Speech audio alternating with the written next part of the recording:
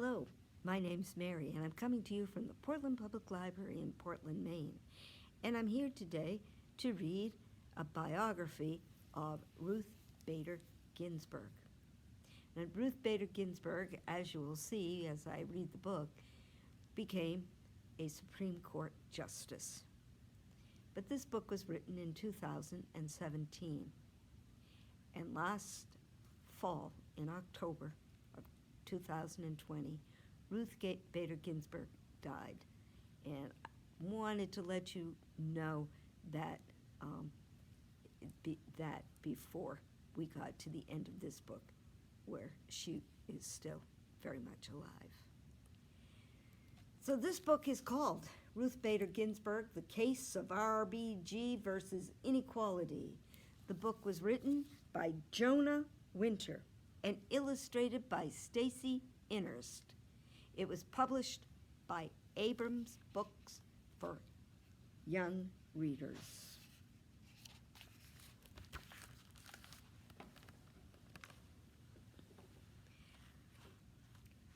Ladies and gentlemen of the jury, during this trial, you will learn about a little girl who had no clue just how important she would become.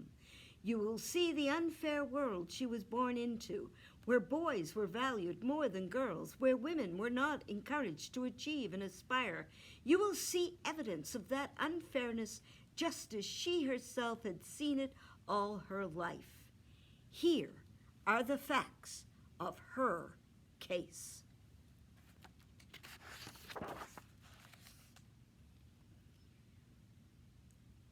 Ruth Bader was born on March 15, 1933, the daughter of two Jewish parents whose families had fled Europe for Brooklyn, New York, to escape anti-Jewish persecution. Her father owned a fur shop for many years.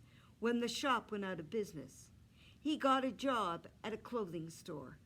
He was uneducated. He had never finished high school.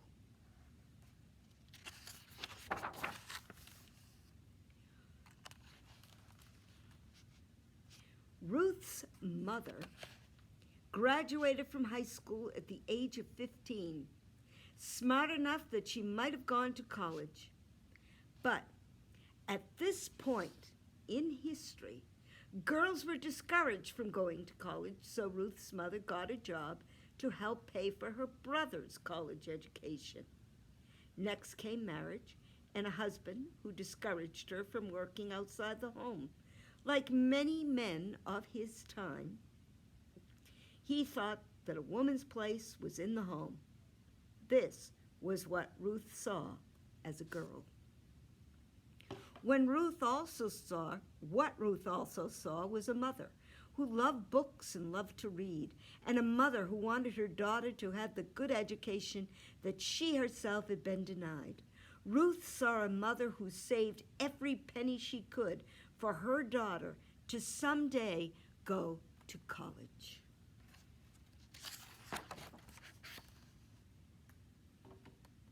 Once a week, Ruth's mother dropped her off at the local library, which was above a Chinese restaurant, and left her there while she was getting her hair done. Surrounded by books and the smell of Chinese food, Ruth would choose 3 books to take home for the week. She liked books about mythology and Nancy Drew mysteries.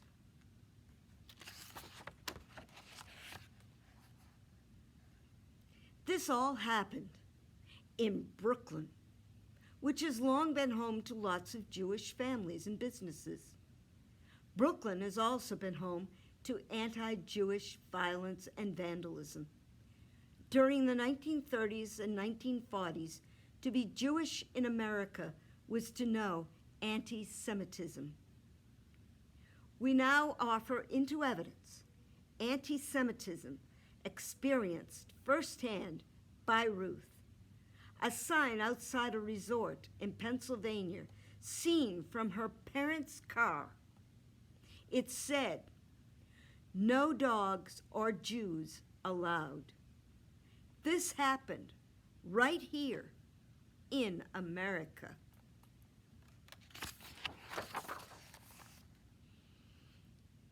Being smart can be a great defense against such meanness and stupidity, and Ruth was one smart cookie.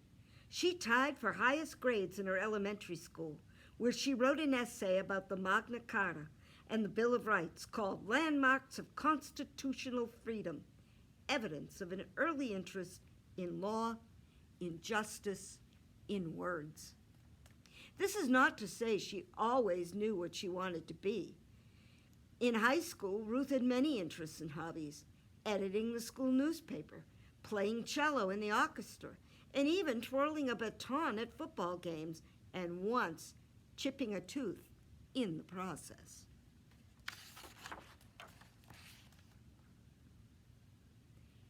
The day on which Ruth would graduate from high school with honors promised to be a glorious day. She ranked 6th out of a class of 700, and she had won a New York State scholarship for college. But Ruth was nowhere to be seen at the ceremony. That's because she stayed home. Ruth's mother had been ill with cancer for 4 years, and on the very day Ruth was to graduate, her mother died. Instead of wearing a cap and gown and being honored, Ruth was mourning the death of the person she loved most in the world, the person whose dream was to see Ruth go to college and become an independent woman.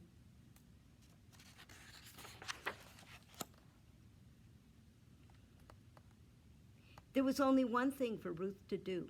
Suitcase in hand, she arrived at Cornell University, the same university her mother's brother had gone to, the same university her mother might have gone to had she been encouraged. It was 1950, and very few girls went to college. At Cornell, male students outnumbered female students 4-1.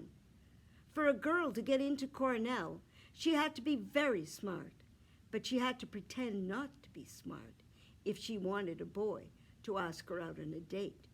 She could not be seen studying.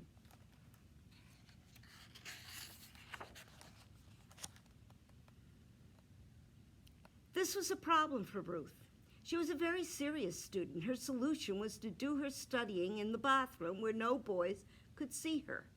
That's just how things were. And then along came Martin Ginsburg. Martin was different from any boy she'd ever met. He liked that she had a brain, and Ruth was different from any girl he'd met. She had dreams of having a career, of being independent. She spoke only when she had something interesting to say, and she was always listening, always thinking, always learning.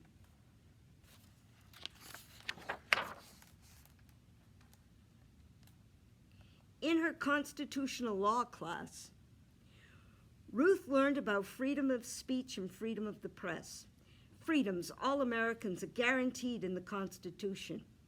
She learned about a senator named Joseph McCarthy, who was trying to take away those important rights, and brave lawyers who were fighting him in court. Learning about these lawyers made Ruth want to become one. She believed she could be a good lawyer and support herself. But the decision to become a lawyer was not an easy one for a woman to make in 1954. There were very few female lawyers in America. Ruth's own father discouraged her from going to law school because he believed she wouldn't get a job. Besides, her place was in the home. Ruth refused to listen to her father.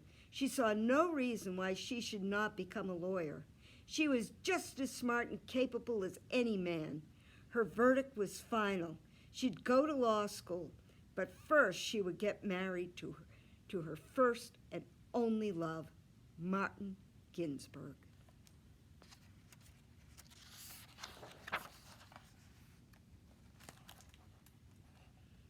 And now, girls and boys of the jury, we offer into evidence some of the more outrageous nonsense Ruth endured before, during, and after law school. Exhibit A.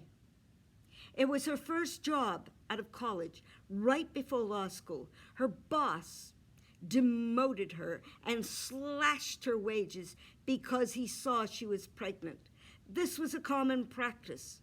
What could Ruth do? Exhibit B, arrival at Harvard Law School, where there were only 9 women in a class of 500. Harvard did not even provide a place for the women to live.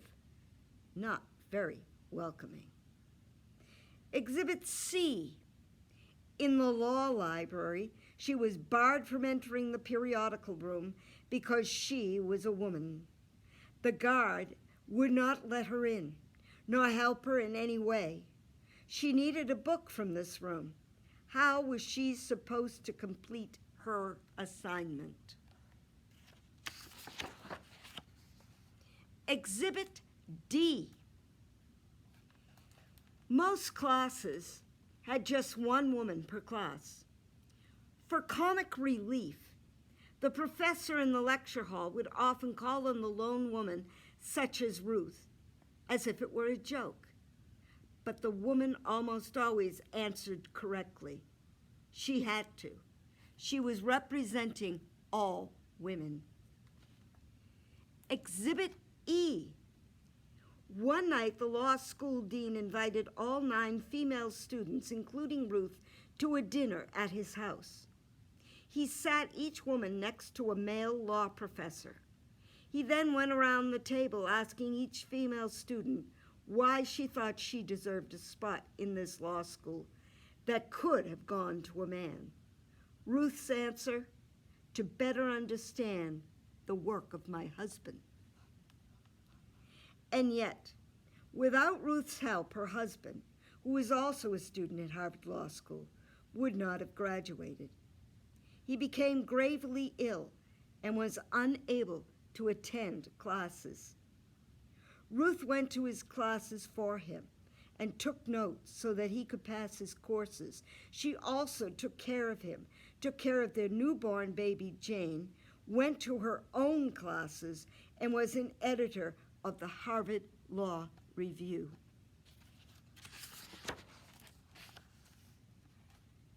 Martin recovered, graduated, and got a job at a law firm in New York City. So Ruth transferred from Harvard Law School to New York's Columbia Law School and tied for first in class when she graduated. Surely Ruth would get a job, right? But at Columbia's Job Placement Center, most job postings said men only. Exhibit F. Even among the law firms supposedly open to hiring women, not one firm would hire her. She was a woman, she was Jewish, and she was a mother. Ruth just shrugged and moved on. First to a job as a law clerk, then as a law professor, only to encounter unfairness again and again. Exhibit G, at Rutgers University, she found out that female professors were being paid less than male professors. She and another woman sued the school and won. Exhibit H, Ruth would speak up at faculty meetings, and the male professors would totally ignore her. A male professor would then say the very same thing that Ruth had said and get acknowledged for being smart. This kept happening even after Ruth became Columbia's first tenured female law professor.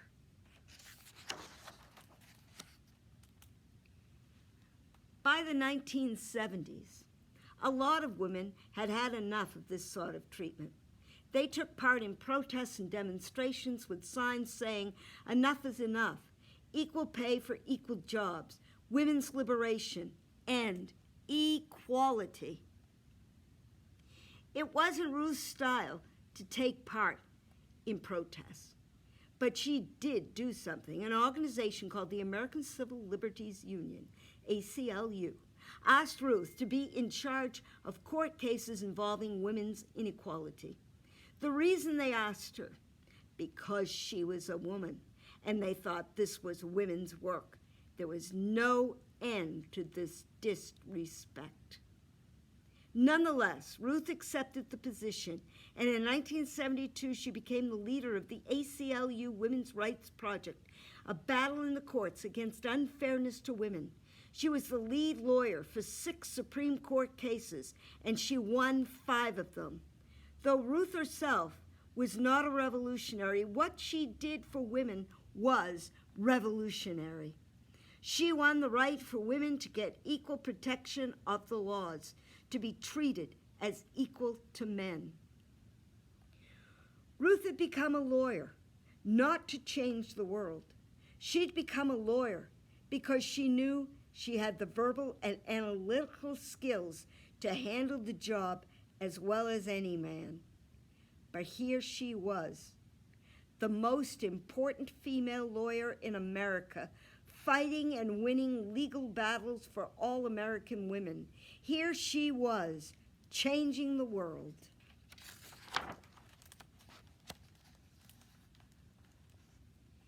That's why in 1980 she was chosen by President Jimmy Carter to be a judge for the most important court of law in America besides Supreme Court, the U.S. Court of Appeals.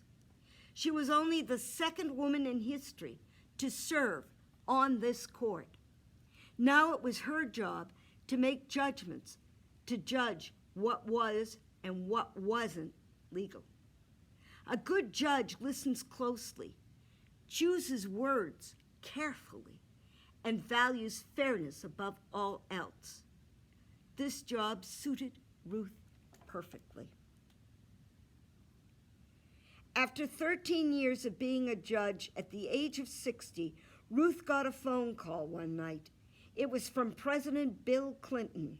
He wanted to appoint her to the Supreme Court, to be just the 2nd female Supreme Court justice in history. As a girl, Ruth never dreamt she would be a lawyer or a judge, much less a Supreme Court justice. In her acceptance speech, she spoke of her mother.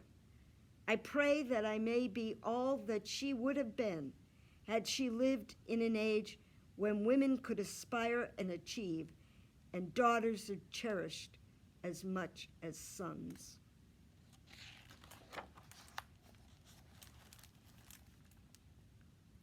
When Ruth arrived on the court, the first female Supreme Court Justice, Sandra Day O'Connor, was still serving. When Sandra retired, Ruth was the only woman in the Supreme Court for a few years, tiny and outnumbered. And yet, what she brought to the court was enormous. Dignity, civility, intelligence, and a soft-spoken manner. She also brought some of the most powerful, strongly worded dissents in Supreme Court history. A dissent is when a Supreme Court justice disagrees with the opinion of the majority of the 9 judges. In Ruth's case, a dissent often involves a written statement, perfectly worded, that rips apart the opinion of the majority.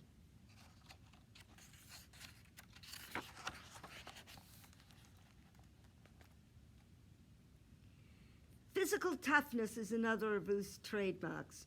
In 2009, she found out she had cancer and needed surgery.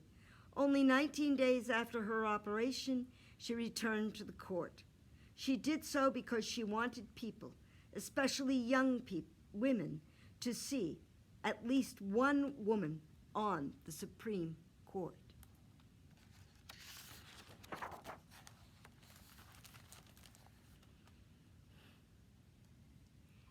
At any number of points in her life, Ruth could have given up. She could have listened to her father. She could have dropped out of law school. She could have abandoned her search for a job. She could have accepted being paid less than her male associates. Instead, she stayed on the difficult path she chose for herself, removing one obstacle after the next until she arrived at the very court that's the symbol of justice in America. There can be just one verdict, because she did not give up, because she refused to let other people define her, limitations as a person, Ruth Bader Ginsburg has herself become a symbol of justice in America. And we have an author's note. Ruth Bader Ginsburg was born in Brooklyn, New York on March 15, 1933. She became a lawyer not to promote women's rights, but simply because she thought she could do a lawyer's job better than any other. Reserved and conservative by nature, she was not originally what you'd call a maverick. But the obstacles she encountered as a woman pursuing a career path in an unjust, male-dominated field and society turned her into one. During her law school years, she was the first woman ever on both the Harvard Law Review and the Columbia Law Review. In 1972, after successfully suing Rutgers University for discrimination against women, she became Columbia University Law School's first tenured female law professor. That same year, she was appointed co-founder and director of the ACLU's Women's Rights Project, becoming one of the most prominent promoters of women's rights of the 1970s, an era of women's rights advancements for which she was, in large part, responsible. During her years with the ACLU, she furthered the notion of equal protection for women and men under the law, as defined in the 14th Amendment of the U.S. Constitution, and participated in 34 Supreme Court cases, winning 5 of the 6 cases that she herself argued before the Supreme Court as lead or co-counsel. In each of the 34 cases she oversaw, she used the logic that inequality between men and women hurts both men and women. She fought against stereotyping men or women because of their gender. In certain cases, she defended a man's right not to be stereotyped or denied certain rights or privileges due to his gender. It was a brilliant way of promoting the cause of equal rights. After her groundbreaking work as a lawyer came her appointment to the U.S. Court of Appeals in 1980. She was one of a record-breaking 40 female appointments to the federal bench made by President Jimmy Carter. When he took office in 1977, there was only one female federal judge out of 97 in America. Out of 399 district court judges, only 5 were female. In 1993, Ruth became the first Jewish woman and only the second woman in history to be appointed as a justice to the Supreme Court, where she served until the fall of 2020. As a Supreme Court justice, she distinguished herself through strongly worded dissents, most notably in the cases Bush v. Gore, 2000, Shelby County versus Holder, 2013, and Burwell versus Hobby Lobby, 2014. And she's made her mark as the most politically liberal member of the court in many regards. Through her votes as a justice, she continued her advocacy for women's rights, and she also voted in favor of voting rights for African Americans, affirmative action to help combat discrimination against African American students, criminal background checks for people who want to buy guns, and the right for gay couples to marry. Her opposition to the Citizens United versus FEC decision, by which a majority of the Supreme Court determined that corporations are people and therefore are privileged to the right of free speech and the right to spend an unlimited amount of money on swaying elections, is famous. She has called it the most disappointing Supreme Court decision during her time on the court. Her reputation as a firebrand has inspired a younger generation of equal rights and social justice advocates. Enough so that she has become a bit of a rock star. Her image emblazoned on T-shirts with the words, "Notorious R.B.G., a reference to hip-hop artist Notorious B.I.G. Ruth loves every minute of it, so do her granddaughters. At age 84 in 1917, in 2017, R.B.G. showed no signs of slowing down. She still did her Canadian Air Force exercise workout every day. And she still wrote her written responses to every case at a faster rate than any of her younger colleagues. When asked how many women on the Supreme Court would be enough, she responds, "When there are 9. Yes."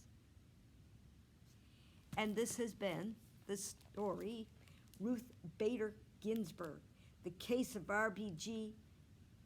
versus Inequality. The book was written by Jonah Winters and illustrated by Stacy Innerst. The book was published by Abrams Books for Young Readers and published in 2017. So this is yet another biography of an amazing woman, and we have more to share.